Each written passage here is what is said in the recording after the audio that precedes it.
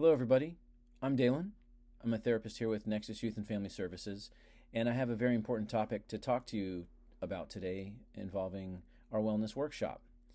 And this will also be presented in person in the greater Jackson area. But I wanted to put this video together so we could put it on YouTube and put it out to our community in hopes of helping families, parents, teens, and children build resilience and nurturing their strength and their adaptability. This is a huge and important topic. So the definition of resiliency is the ability to bounce back from challenges and adversity.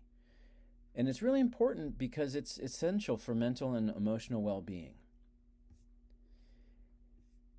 Psychologists like to define resilience as the process of adapting well in the face of adversity or trauma, tragedy, threats, or significant sources of stress, such as family and relationship problems, serious health problems, or work and financial stressors.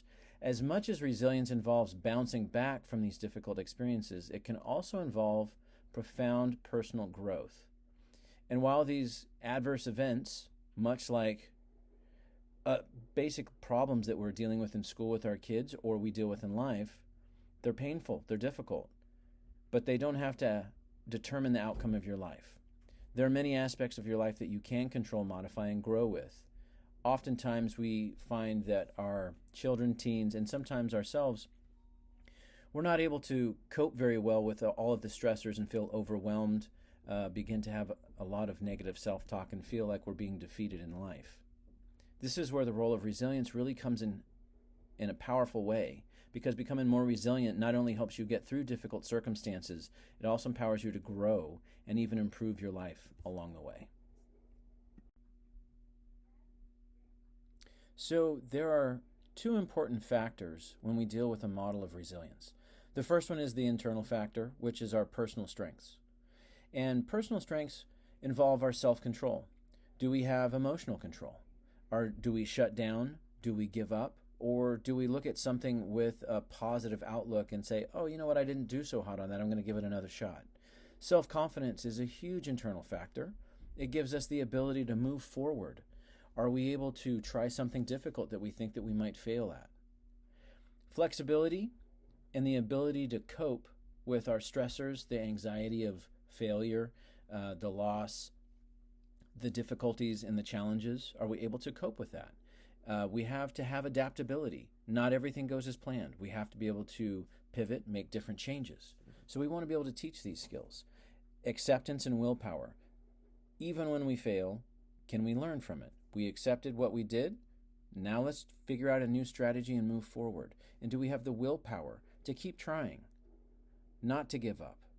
Things can always be improved. And do we have the willpower to keep trying that? External factors involve our outside support systems. So personal relationships. Do we have a strong relationship with our children? Do the parents have strong relationships with each other? Do we have close friends? Do we have a family unit that we can rely on and go to when we have concerns and questions? Purpose and meaning is another helpful part of our external factor. Do we have a reason for doing something? Do we have a good goal in mind? Is there something that's really driving us to try and improve something? Are we trying to learn a new skill that's really important to us, even though it's really, really hard and we feel like we're failing over and over? Do we have meaning for that? Communities and social support. This is really important. Is there an agency? Is this something at work that there are people within your group or within your department that are supporting you? Are parents supporting you? Are there close friends that also support children? Sports and teams. A team is a social support. So that involves friends, loved ones, and a lot of other people that you think that can be there for children, teens, and for you as parents. Things also that motivate and inspire you. Very often we want to try something because we've seen somebody else do something amazing, or we really found it that was really inspiring. I want to learn the guitar. And you hear somebody play and you're like, I want to be able to play like that. And then you pick up the guitar and it's like, this is super hard. So are you inspired to try something and keep moving forward? Are there things in your life that are setting up really good examples and models for you that build motivation? Your tribe, people who can empathize with your circumstances and life challenges and moments. I cannot emphasize enough that when you're going through difficult times and struggles, your friends, the people that are there around you, are the ones that build you up and help you to move forward when you're struggling. So there are some common problems that teens face, and even our younger children in elementary school are starting to face these problems as well. And as adults, we face these problems all the time. There's been a much bigger emphasis on educating everybody about mental health, which just means that we're dealing with mental things and we don't have to take everything by ourselves. We don't have to be completely shut down and feel isolated. But there are some common problems: depression, anxiety, peer pressure, bullying, body shaming, social media, academic challenges, low self-esteem, stress, risky sexual behaviors, substance use and abuse, gambling. There's a lot of other types of addictions that can also really cause problems for our ability to be resilient. Any type of behavior that we can use as a escape, a coping mechanism to try and get away from the problems that we're facing because they seem so overwhelming, those become problems. So it's very important to understand some of the issues that teens are facing. On this slide, I wanted to also point out that some of the common stressors that our teenagers, teens, and young adults are facing are obesity and mental or visual images that we see through social media and through TV and films, and the ability or the inability to fit in. There are a multitude of ways that bullying is coming into the workplace, through social media, cyberbullying, and depression is often a very hidden problem that our families are dealing with. And academic problems also begin to really crush the willpower and the ability to move forward and feel successful in school. We have a 2018 graph here that talks about teens ranking amongst their peers. What are the major problems that they're facing? So we've got dark green is major problems, light green is a minor problem, and then the pale green is not a problem at all. And you can see that anxiety and depression ranked amongst teens was the highest. 70% of teens surveyed thought that depression was a major problem. Bullying was 55%, drug addiction 51%, drinking alcohol 45%, poverty 40%, teen pregnancy 34%, and gangs 33%.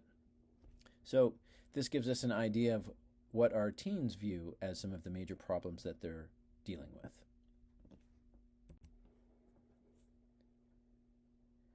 One of the important factors to really help is prioritizing relationships with family and friends. Problems are much harder to face alone.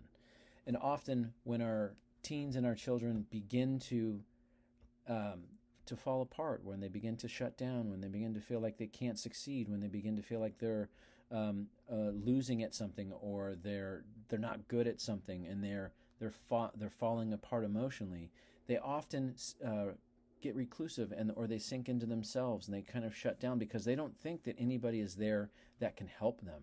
And it's our job as parents to really let them know that there are people that care about them. There are friends that care about them. We really want to help them build strong personal and social relationships.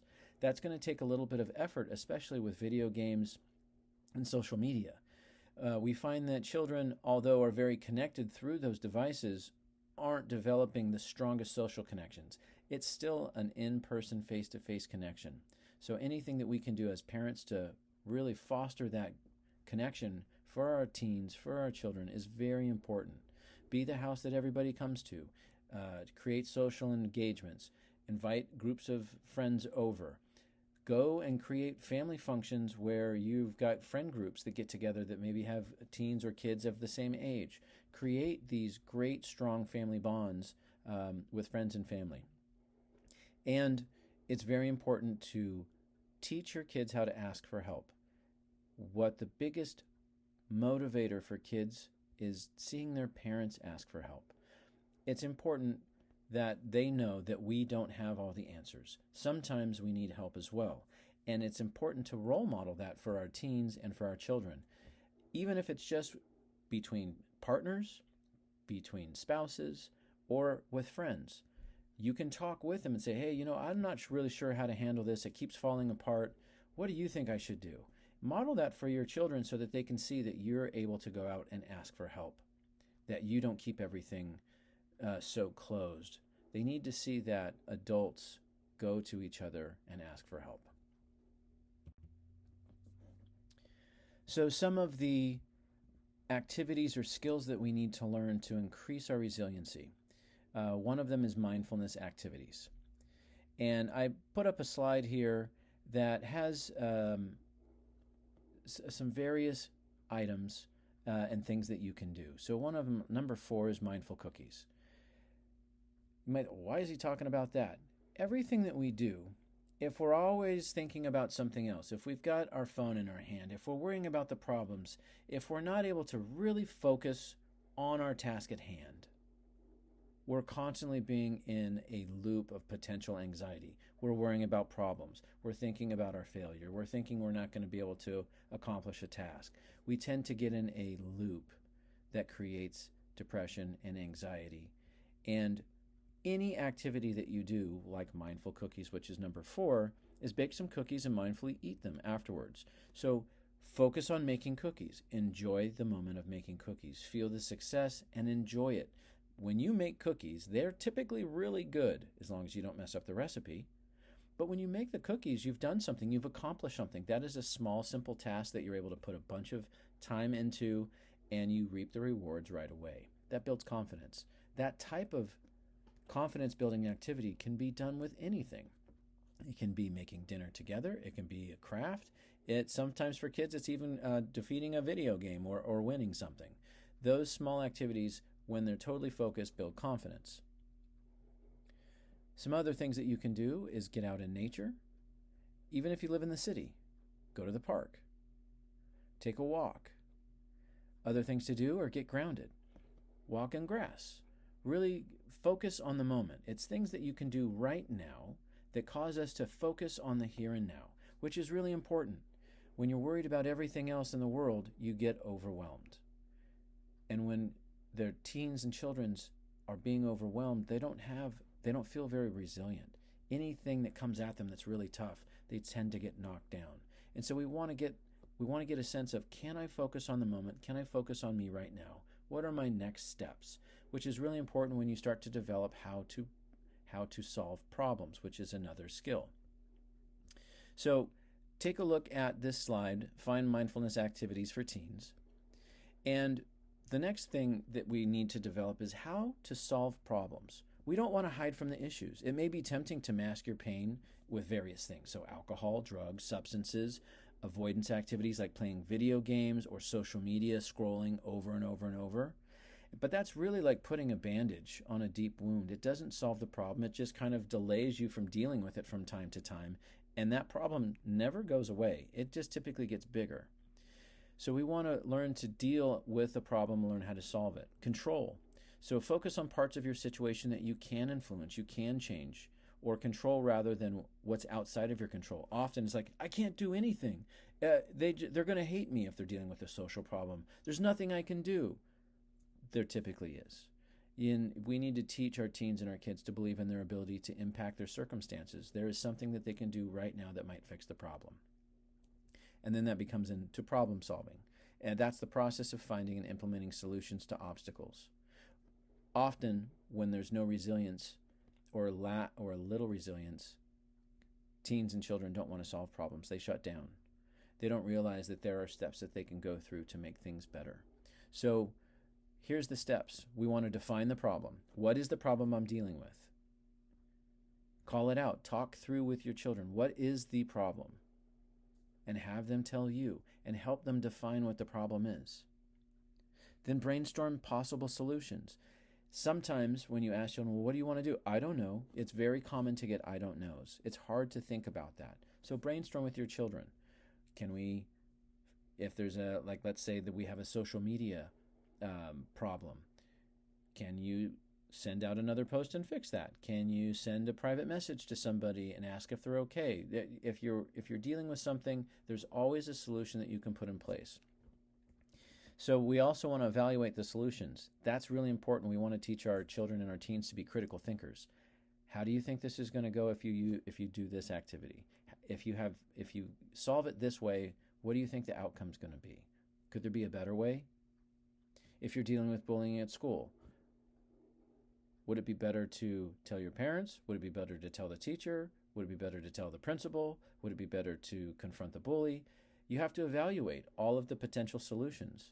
What might happen on each outcome? And then you want to implement the best solution and try it and realize that it could not work and you have to adapt. It might need to be adjusted. You might need to try the solution again with a minor adjustment. And you want to monitor how successful was it, and then recognize the effort that you put in. I got this result. Often, as adults and teens and children, we do things and then move on. We move on so quickly because we've got so many fun things to do. We've got so many busy things to do. It's very important to monitor how it worked. How was it successful? How was it not successful? And make adjustments and then move on. Here is one of the largest and most important areas is embracing failure and learning. Very often, whether it's in school, whether it's with our kids and they're trying something, when they fail, they give up. Definition of not having resiliency. It's important to let kids know that we're not perfect, and if we did everything right the first time, we wouldn't need to learn. We would know everything. Learning is failing. Learning is trying something, not understanding it, and moving forward. What we have to have is a growth mindset. We need to understand that challenges are to help us improve. Challenges are to make us stronger. We have to challenge our muscles to get stronger. We have to challenge our ability to play a sport to get better at the sport. We have to challenge ourselves with problems. Even video games have challenges. We have to teach that growth mindset that we are supposed to improve as we fail. It's okay to fail, assess what you did wrong, and move forward. Perseverance really helps you to develop a growth mindset. And teaching that is important. You're going to try, and you're probably going to fail at this. Let's look at how we failed, and let's give it another shot because we had a little bit of growth. We saw a little bit of improvement. What are those areas that are a little bit better, and enjoy that little success? That starts to create perseverance because even though we're struggling, we're starting to see some benefits. Both concepts require effort and dedication. We can't give up. We need to try again. It's always important to try again.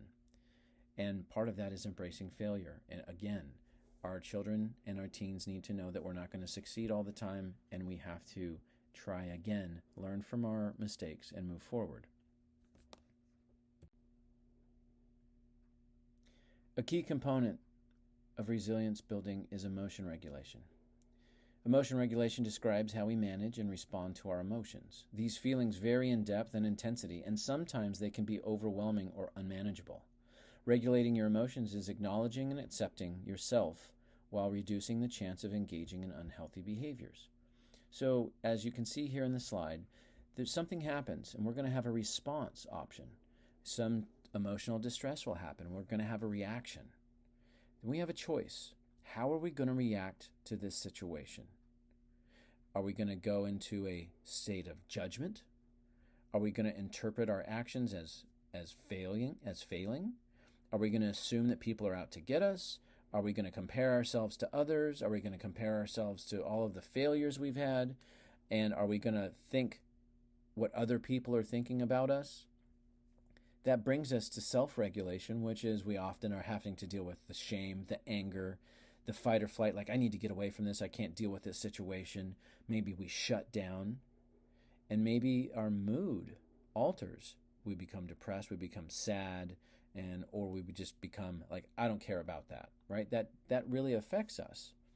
Or a choice can go towards mindfulness, which we talked about earlier. In the moment, how can I handle this situation? I'm not worried about everything else in the world, not worrying about what's going to happen down the road. what can I do right now? Focus on the here and now. And part of that is noticing your feelings and sensations. I just had a problem. I just failed with something. Something didn't go right. I'm not sure what went wrong. How do we feel about that? What is the sensation that I'm feeling? Like, I have a nauseous feeling in my stomach. My heartbeat is really fast. I'm tingling. I'm kind of excited and nervous. It's important to recognize that. We're focused on the here and now. What am I going through? What are my emotions? What are the facts? It's very important to take a look at what just happened. How do I handle this? What are all of the things going on? Have your children list out the facts. What do we really know for sure? Not assumptions. That's over on the judgment side. What are the facts that we know? And acceptance of the present moment. Okay, things didn't go as planned. That's okay. We are going to move forward, and through emotion regulation, we're going to have that acceptance like, hey, I feel crummy right now. I get that I feel crummy right now. This is how I feel. I feel scared, I'm nervous, and I feel like I could fail again. And accept that's where we're at. Then we want to take a look at, okay, what's the opposite action? What could I do differently? What could improve how I feel right now? And then we want to use breathing and grounding. Sometimes we need to really calm ourselves down. We need to get us out of an anxiety heightened state. We need to breathe, and so we can use square breathing, which is breathing in through the nose for 4, holding for 4, breathing out through the mouth for 4, and holding for 4, or other types of breathing exercises. And the basics is breathe in through your nose and breathe out through your mouth twice as long. Ground ourselves in the moment. Look around. Notice how we feel. Feel our feet on the ground. Pay attention to who's around us. Instead of getting really caught up in our head and all of the negative thoughts, ground ourselves to our body, to the moment, so that we can really understand the emotions that we're going through. That begins the process of emotion regulation. And here are 5 emotion regulation skills that you should master. This means practice. We have to do these on a regular basis to get good at them. If you're trying to do them in the heat of the moment, we won't be able to do them. So I stress to everyone watching, practice these skills. Number 1, create space. Emotions happen pretty fast. And we don't think, well, now I will be angry. No, we're just suddenly clenched. Our jaws were furious. So the number 1 skill in regulating difficult emotions is the gift we can give ourselves is to pause. We don't have to react right away. Take a minute, take a breath, slow down between the trigger and your response. Whatever happened to you is the trigger. Whatever the failure was, whatever didn't work out, that's the trigger. Stop and pause. Create that space. 2, notice what you feel. An equally important skill involves the ability to become aware of what you're feeling. You need to practice to be more curious on what you feel. Tune into yourself and consider, in what parts of your body are you noticing sensations? Is your stomach upset, heart racing? Do you feel tension in your neck or head? Your physical symptoms can be clues as to what you're experiencing emotionally. Inquiry into what is happening to you physically can distract your focus and allow some of the intensity of the emotion to go away. 3 is naming what you feel. Our youngest children understand sad, happy, angry, but they don't really know until they've had more life experience the details of what they feel. So the ability to name it can help you get control over what's happening. So ask and teach your kids, ask them, what would you call the emotions you're feeling? Is it anger, sadness, disappointment? Is it resentment? What else is it? One strong emotion that often hides beneath others is fear. The fear of failure, the fear of being embarrassed, the fear of making another mistake, the fear of not feeling good enough. So fear is often underlying the lack of resiliency. Many of us feel more than one emotion at a time, so don't hesitate to identify multiple emotions that you might be feeling. I often, when I'm working with clients, we dig into what could be behind all of your anger, what could be behind all of your fear. There's often much smaller and detailed emotions that really build to that large fear. 4 is accepting the emotion. Emotions are normal and a natural part of how we respond to situations, and rather than beating yourself up for feeling angry or scared, recognize that your emotion reaction is valid. We're humans. We're supposed to be scared. We're supposed to be angry. We can get frustrated. That's normal. Try to practice self-compassion and give yourself grace. Recognize that experiencing emotion is a normal human reaction. It's important for parents to tell their kids that this is normal. I understand that you're angry. That's normal. We don't have to shy away from that. I understand that you're scared about that. This is normal. We are afraid to try and fail at things. Validate that in your kids. Practicing mindfulness is the other skill that is very important. Mindfulness helps us to live in the moment by paying attention to what is inside us at that exact moment, using your senses to notice what is happening around you in a non-judgmental way. We don't have to be frustrated with ourselves. We don't have to feel like we've disappointed ourselves or we're disappointing others. Be in the moment in a non-judgmental way. This is how I feel. This is what's happening around me in this moment. These skills can help you to stay calm and avoid engaging in negative thought patterns when you're in the midst of emotional pain. So what can we do to help? As difficulties and problems are overcome, celebrate and acknowledge successes, even the small ones. Provide positive reinforcement for resiliency efforts. There was a study that was produced that said telling kids that they did a great job because they worked so hard increased their confidence and their ability to continue to work hard. The struggle that they go through and the effort that they're putting in, the resiliency, the perseverance, really complement those skills. Help friends, partners, and couples, teens recognize the hard work. All the points along the way that contributed to their resilience and their perseverance.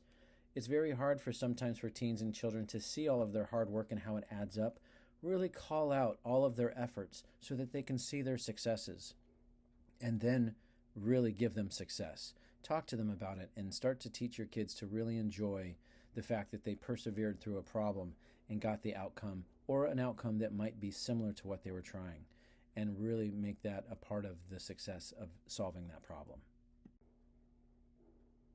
So to wrap up, I want to define resiliency. It's the ability to bounce back from challenges and adversity. The factors influencing resilience, the internal factors, are the personal strengths that we want to build. The external factors are our support systems that we want to build. Understanding common challenges, recognize and address the common issues faced by teens, including academic stress, peer pressure, family dynamics. 4, build a foundation of support, and so emphasize the importance of supportive family and friends. The environment around our children, we need to wrap them in a supportive environment. This also includes positive role models, teachers, school programs, coaches, and things that are helping our children to feel successful. Developing coping skills is number 5. Introduce mindfulness techniques, effective problem-solving skills, and tools for stress reduction. 6, encouraging positive relationships. Our social connections for our kids are one of the biggest factors for their ability to handle difficulties. Highlight the significance of their positive friendships and the impact of the role models and mentors that they have in their lives. Embracing failure is number 7. We're going to fail. People fail all the time. We struggle with things all the time. We have to embrace that, and we have to model that for our kids. Point out when we fail at things and show them how we're trying again. When they see us model it, they will start to learn from that as well. Foster the growth mindset. Encourage them to learn from their failures. Okay, we failed. Big deal. What are we going to do to improve it? How can we improve that this time? And promoting perseverance in the face of setbacks. I know that one didn't work out, but we can do a better job. Let's give it another shot. How would you try it again? Okay, I'll give you some help. Let's try that again. Let's not give up. Teaching emotional regulation, number 8. Help children recognize and express their emotions. Promote healthy outlets for coping in difficult emotions. Can they understand what's going through their body? Do they understand that they're feeling fear? Calling that out, letting them name it so that they understand that that's a valid emotion and there's nothing wrong with it. Celebrating success and progress is the last step. After you've tried something, even a small step, acknowledge it. Great job, you tried really hard and I saw some success. Keep going. Those types of motivations are in providing positive reinforcement that helps build resilience in our teens, in our children, and in our peers. It's important to celebrate personal successes, not to move on too quickly, not to move to the next thing, not to get to the next task.